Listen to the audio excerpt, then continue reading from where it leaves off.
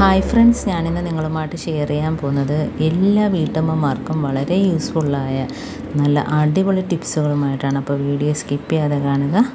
അപ്പോൾ നമുക്ക് ഫസ്റ്റ് ടിപ്പിലോട്ട് കിടക്കാം. അപ്പോൾ ഇതിനായിട്ട് വേണ്ടത് ഉജാല, വിനാഗിരി, ഷാമ്പു, ഇത് മൂന്നും മാത്രം മതി. നല്ലൊരു ക്ലീനിങ് ഏജൻറ്റാണ് നമ്മുടെ വിനാഗിരിയും അതേപോലെ തന്നെ ഉജാലയും. അപ്പം ഞാൻ അതിനായിട്ട് 1/2 ഗ്ലാസ് നമ്മുടെ വിനാഗിരി ഒഴിച്ചു കൊടുത്തിട്ടുണ്ട്. പിന്നെ അതിനകത്ത് ഒരു 5-6 ഡ്രോപ്പ് ഉജാല, പിന്നെ നമുക്ക് വേണ്ടത് ഒരു 3-4 തുള്ളി ഷാമ്പു. അപ്പോൾ ഷാമ്പു ഒഴിച്ചു കൊടുത്തെന്നും പറഞ്ഞ് പാത്രത്തിനൊന്നും ഒരു സ്മെല്ലും കാണത്തില്ല. അപ്പോൾ നിങ്ങൾ ഒന്ന് ചെയ്ത് നോക്കുക. അപ്പോൾ ഇത് മൂന്നും കൂടെ ചേരുമ്പോഴത്തേന് നല്ലൊരു സൊല്യൂഷനാണ്. നമ്മുടെ ക്ലീനിങ്ങിന് പറ്റിയ ഒരു നല്ല അടിപൊളി സൊല്യൂഷൻ തന്നെയാണ്.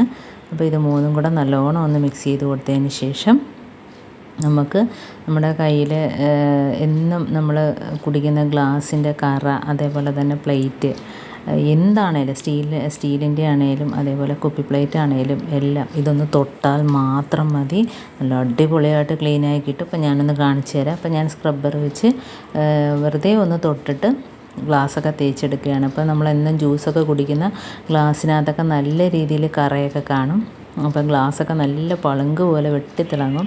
അതേപോലെ തന്നെ നമ്മുടെ ഈ തട്ട് കണ്ടോ, ഇപ്പം ഗ്ലാസിൻ്റെ തട്ട്, ഇപ്പം ഞാനെല്ലാം ഗ്ലാസിൻ്റെയാണ് കാണിക്കുന്നത്. ഇതേപോലെ തന്നെ നമുക്ക് സ്റ്റീൽ പാത്രം നല്ല അടിപൊളിയായിട്ട് വെളുപ്പിച്ചെടുക്കാവുന്നതാണ്. അപ്പോൾ എല്ലാ തട്ടും ഇതേപോലെ ഒന്ന് തേച്ചിടുകയാണ്. അപ്പം ഉജാല ചേർക്കുന്നത് കൊണ്ടും അതേപോലെ തന്നെ നമുക്ക് ഉജാല തുണി കഴുകുന്നതിന് മാത്രമല്ല, തുണി കഴുകി വെളുപ്പിക്കുന്നതിന് മാത്രമല്ല, അപ്പോൾ ഇങ്ങനെയൊക്കെയുള്ള കാര്യങ്ങൾക്ക് വേണ്ടി നമുക്ക് ഉജാല നല്ല ക്ലീനിങ് ഏജൻറ്റ് തന്നെയാണ്. അപ്പോൾ അതുകൊണ്ട് എല്ലാം തേച്ച് കഴിഞ്ഞ് വളരെ നിസ്സാരമായിട്ട് തന്നെ നമുക്കൊന്ന് പെട്ടെന്ന് തേച്ചെടുക്കാം. ഒരുപാടിട്ട് ഉരയ്ക്കുകയോ കാര്യങ്ങളൊന്നും തന്നെ വേണ്ട. അപ്പോൾ അതുകൊണ്ട് ഗ്ലാസ് കഴുകി കാണിച്ചു തരാം. നല്ല രീതിയിൽ വെട്ടിത്തിളങ്ങുന്നുണ്ടോ. അപ്പോൾ നിമിഷ നേരം കൊണ്ട് നമുക്ക് എത്ര പാത്രം വേണേലും ഇതേപോലെ ഈ ഒരു സൊല്യൂഷൻ ഉപയോഗിച്ച് തേച്ചിടുകയും ചെയ്യാം. പ്രത്യേകിച്ച് വിനാഗിരിയും കൂടെ ആകുമ്പോഴത്തേനും നല്ല ഒരു ഇത് തന്നെയാണ്. അതേപോലെ തന്നെ അതുകൊണ്ട് പ്ലേറ്റുകളൊക്കെ നോക്കേ. അപ്പോൾ ഇതേപോലെ എത്ര വേണേലും നമുക്ക് കഴുകിയെടുക്കാവുന്നതാണ്.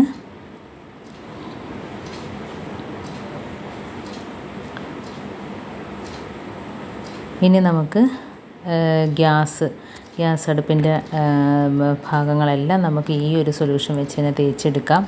അപ്പോൾ എത്ര നമ്മൾ അഴുക്കായിട്ട് കിടക്കുന്ന ഗ്യാസ് സ്റ്റോപ്പുകൾ നമുക്ക് ഈ ഒരു സൊല്യൂഷൻ വെച്ച് നല്ല അടിപൊളിയായിട്ട് ക്ലീനാക്കി എടുക്കാവുന്നതാണ്. ഇപ്പം എന്തുകൊണ്ട് ഞാൻ ഗ്ലാസും പ്ലേറ്റുകളും എല്ലാം അടിപൊളിയാക്കി കഴുകിയെടുത്തിട്ടുണ്ട്. കണ്ടോ, നല്ല രീതിയിൽ അതിൻ്റെ ആ കറയും പാടും എല്ലാം പോയി കിട്ടിയിട്ടുണ്ട്. ഇനി നമുക്കിതുകൊണ്ട് ഗ്യാസ് അടുപ്പിൻ്റെ മുകളിലായിട്ട് ഒന്ന് വെറുതെ ഇത് വെച്ചൊന്ന് തേച്ച് കൊടുത്താൽ മതി. അപ്പം നമുക്ക് അതിനകത്തുള്ള ആ സ്ക്രാച്ചോ കാര്യങ്ങളൊക്കെ ഉണ്ടെങ്കിൽ തന്നെയും അതെല്ലാം പോയിട്ട് നല്ല കണ്ണാടി പോലെ വെട്ടിത്തിളങ്ങി നമുക്ക് കാണാൻ പറ്റും. ജസ്റ്റ് ഇതേപോലെ ഒന്ന് തേച്ച് കൊടുക്കുക. ബർണറിനകത്തൊന്നും വെള്ളം വീഴരുത്.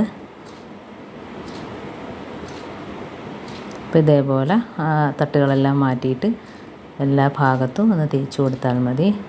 നമ്മുടെ ഗ്യാസിൻ്റെ പുറത്തുള്ള നമ്മൾ ആഹാരമൊക്കെ പാചകം ചെയ്യുമ്പോൾ തെറിക്കുന്ന എണ്ണ അതെല്ലാം പോയിട്ട് നമ്മുടെ അതേപോലെ തന്നെ നമ്മൾ ലൈറ്ററൊക്കെ എടുത്ത് വയ്ക്കുമ്പോൾ ഉള്ള പോറൽ, ഗ്യാസ് അടുപ്പിൻ്റെ മുകളിൽ പോറൽ എല്ലാം മാറിയിട്ട് അതിൻ്റെ സ്ക്രാച്ച് കാര്യങ്ങളൊന്നുമില്ല. അതിനെ നല്ല കണ്ണാടി പോലെ വെട്ടിത്തിളങ്ങുന്ന കാണാം.